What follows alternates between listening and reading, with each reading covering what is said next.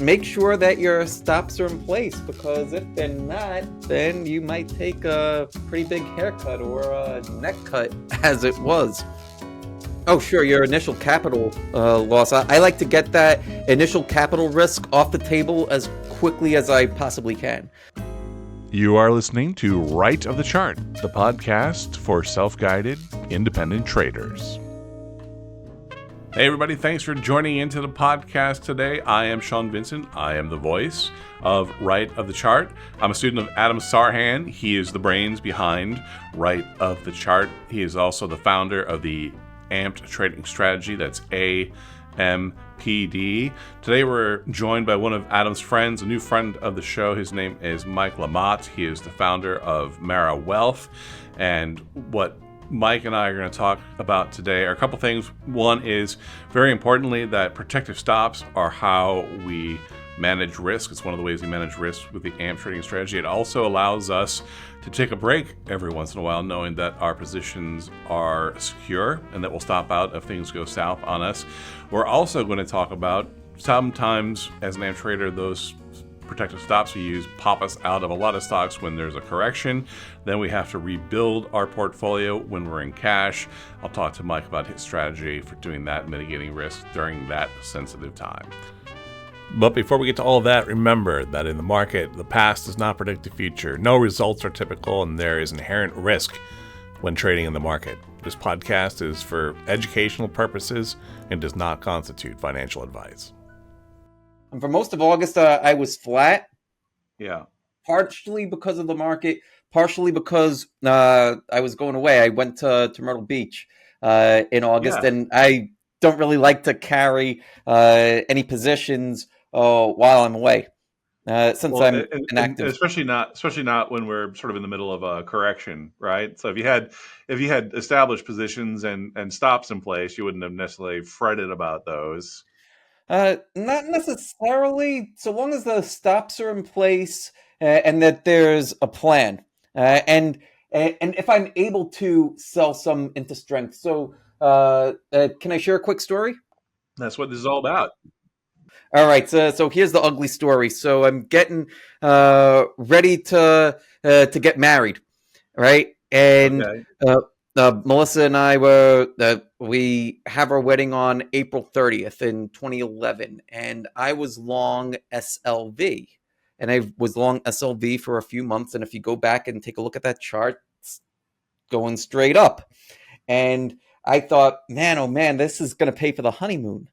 And as weddings go, things get busy, and I forgot to set a stop loss on that trade. So what was heading into the honeymoon as probably up about 70-80%. I come back from Hawaii, and I'm up maybe about 8%. Yeah, complete U-turn, implosion, and that's learn the hard way to make sure that your stops are in place, because if they're not, then you might take a pretty big haircut or a neck cut, as it was. Right. So here's the good story. So fast forward to right after COVID, right? So it's almost 10 years to the date. We go away just when they just started to open things back up. Right, so 2011, summer of 2011, I'm long Doge, right? Dogecoin. Oh, sure. And and it's even funny, like how I got in. Like I saw Elon tweet about it. I'm like, Dogecoin, well, what the heck is this? But I see it setting up, and it's like all right, 5 cents, I'll put it in, and was able to have a tight stop. I had a halfway decent position in that. That thing shoots up 800% while I'm in it. And we go to Disney.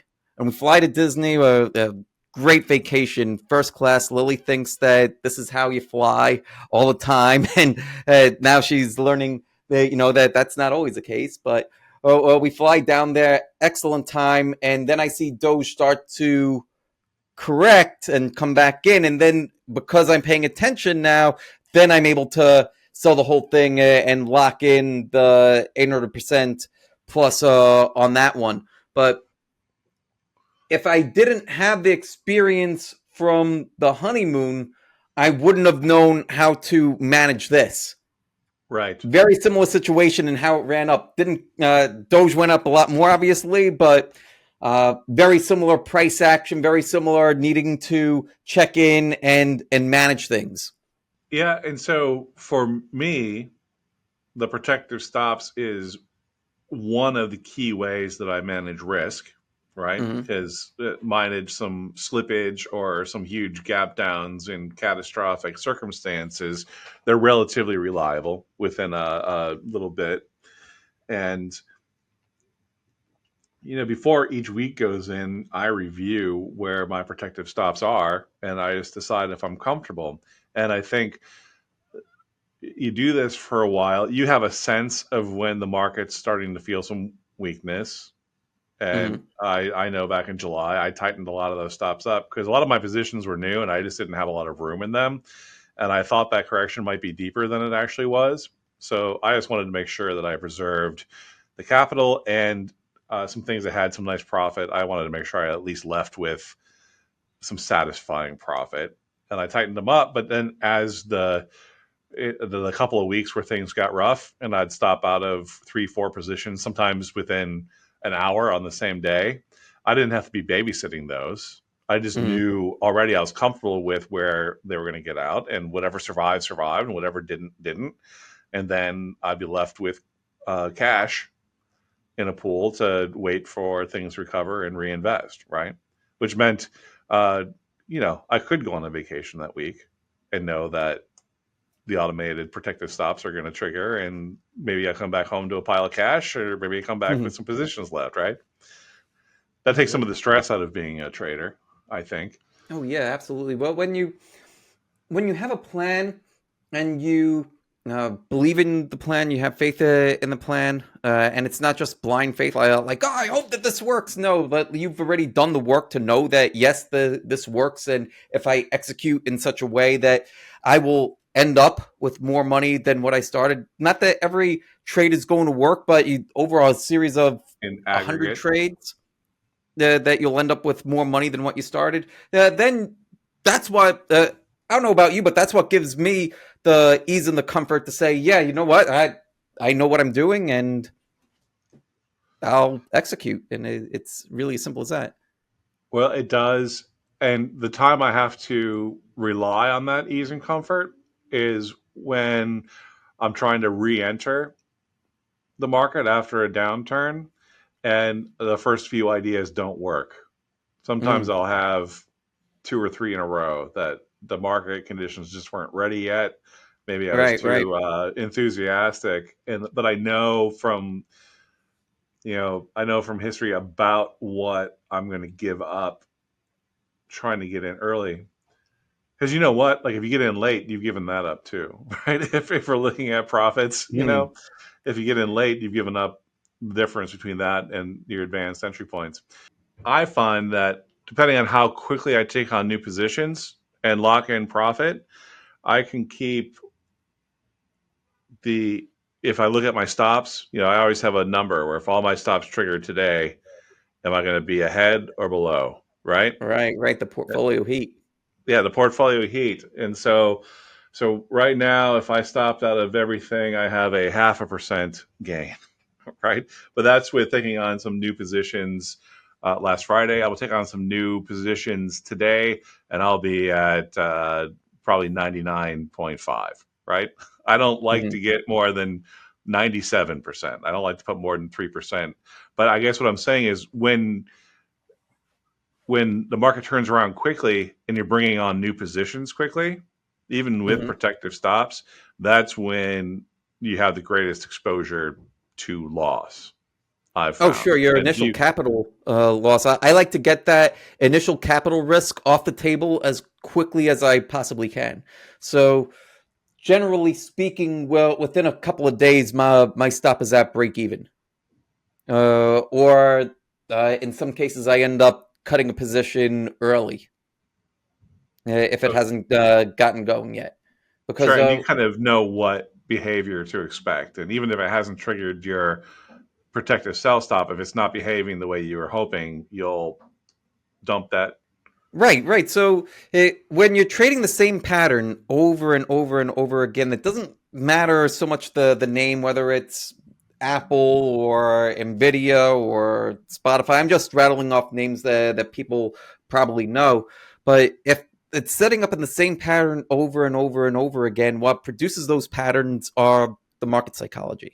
So Yes. those things will produce a certain expectation. And if price is moving in the direction that you expect, great, you can stick with it. If it's not, then something's not right in paradise, and you know that you could either cut it if it does hit your stop loss, or even get your initial risk off the table faster, because the likelihood of it turning out to be one of your big winners starts to reduce.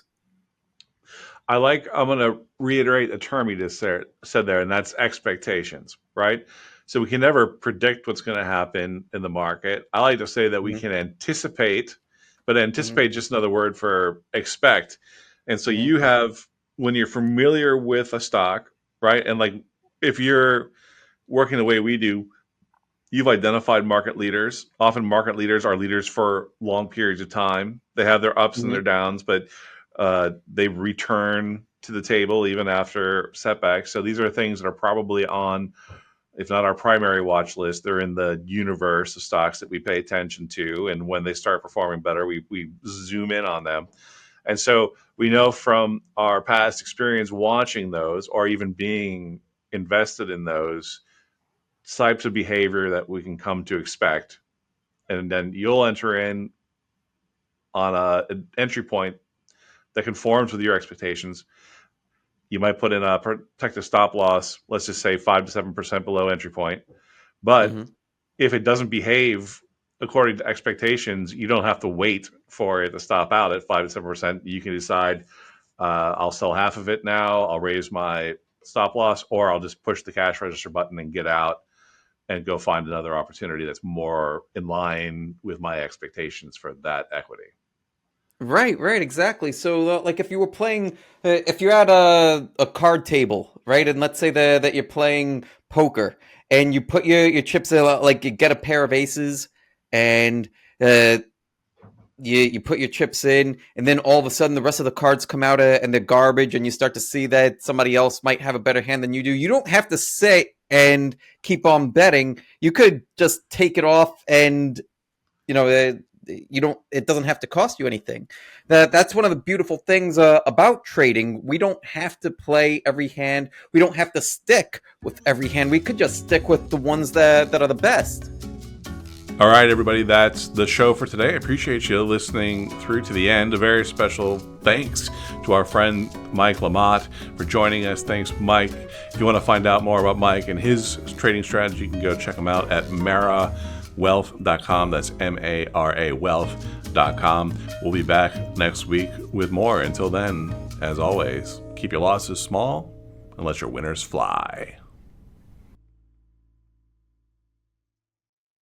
Something's not right in paradise,